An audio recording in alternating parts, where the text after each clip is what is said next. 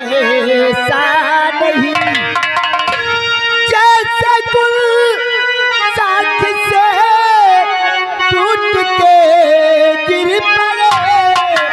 मैं हूँ भी मातम लेकिन ऐसा नहीं।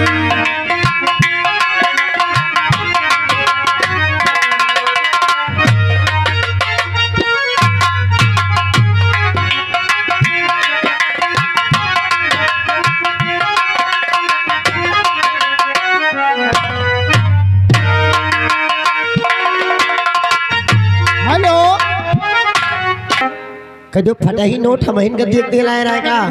खास तौर पे आपके लिए स्पेशल तौर पर आई है के दुल्हनी दूर न जाइए, रहो शरण के पास के जो